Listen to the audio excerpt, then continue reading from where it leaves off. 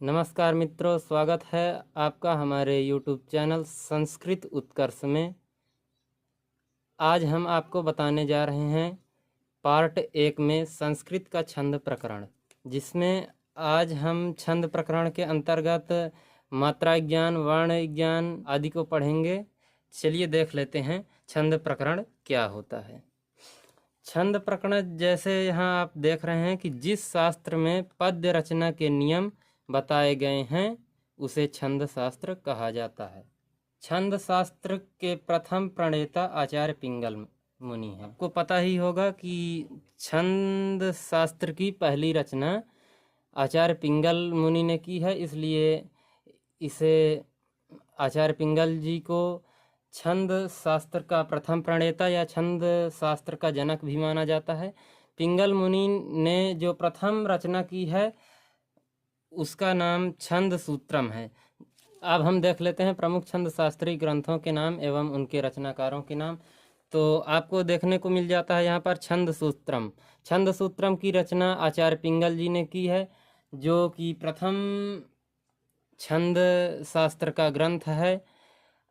सुवृत्त तिलकः क्षेमेंद्रः, छंदो अनुशासनम जयकीर्ति, छंदो मंजरी गंगादास, वृत्त रत्नाकर केदार भट्ट, श्रुतबोध कालिदास। अब इसे उल्टा भी पढ़ लेते हैं। आचार्य पिंगल छंद सूत्रम, क्षेमेंद्रः सुवृत्त तिलकः, जयकीर्ति छंदो अनुशासनम, गंगादास छंदो मंजरी, केदार भट्ट वृत्त रत्नाकर, कालिदास श्रुतबोध। मात्रा ज्ञान। वर्ण के उच्चारण में जो समय लगता है उस समय को मात्रा कहा जाता है। मात्रा दो प्रकार की होती है, ह्रस्व मात्रा और दीर्घ मात्रा। वैसे तो संस्कृत में मात्रा 3 प्रकार की होती है, ह्रस्व, दीर्घ और प्लुत, पर हमें यहाँ छंद शास्त्र में केवल 2 ही मात्राओं का ध्यान देना होगा, ह्रस्व और दीर्घ। छंद शास्त्र में केवल 2 ही मात्राओं का अनुसरण किया जाता है। ह्रस्व मात्रा, ह्रस्व मात्रा को लघु भी कहा जाता है, इसलिए यहाँ कोष्टक में लघु लिख दिया गया है।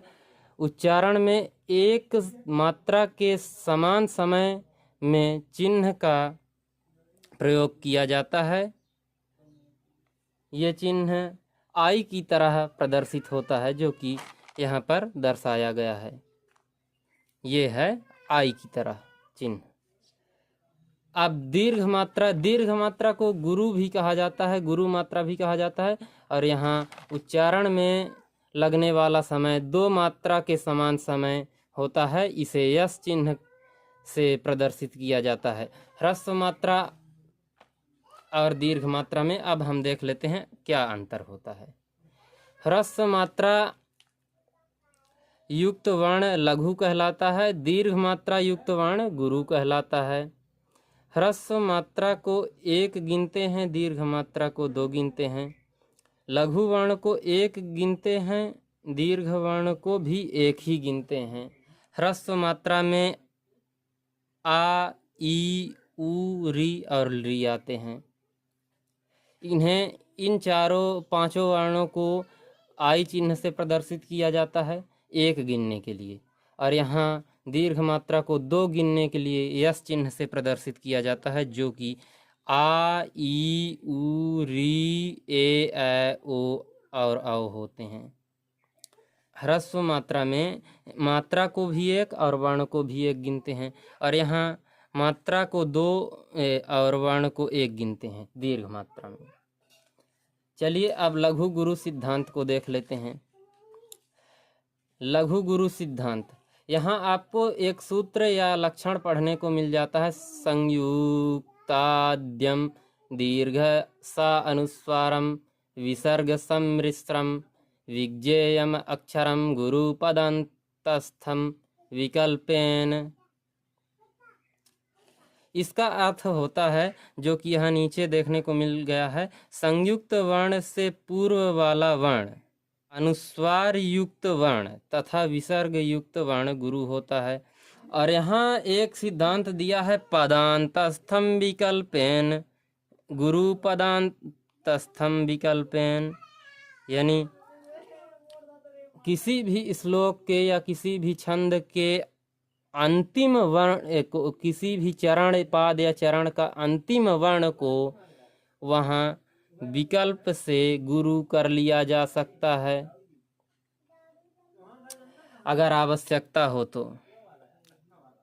यहाँ पर आपको अनुवाद में देखने को मिल गया है, संयुक्त वर्ण से पूर्व वाला वर्ण अनुस्वार युक्त वर्ण तथा विसर्ग युक्त वर्ण गुरु होता है और चरण या पाद के अंत में स्थित वर्ण विकल्प से गुरु मान लिया जाता है।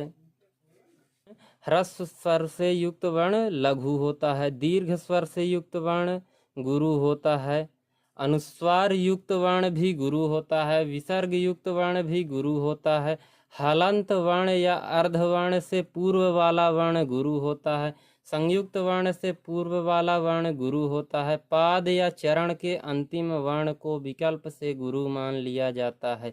यथा त्वमेव माता च पिता त्वमेव। यहाँ अब मात्रा लगा कर देखते हैं।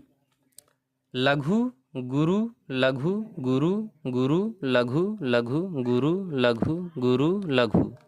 अब यहाँ लघु को विकल्प से गुरु कर दिया जाता है। और यहाँ गुरु क्यों किया जाता है, आप यहाँ देखते हैं कि ये उपेंद्र वज्रा छंद का उदाहरण है और उपेंद्र वज्रा छंद में जगड़ तगड़ जगड़ के साथ दो गुरु वर्ण अंत में होते हैं, वहाँ उपेंद्र वज्रा छंद होता है। तो यहाँ देख लेते हैं त्वा, यहाँ त्वा में लघु मात्रा लगेगा क्योंकि ये छोटा वा है और यहाँ आधे ता पर कोई प्रभाव नहीं पड़ेगा क्योंकि आधे ता के पहले कोई वर्ण नहीं है।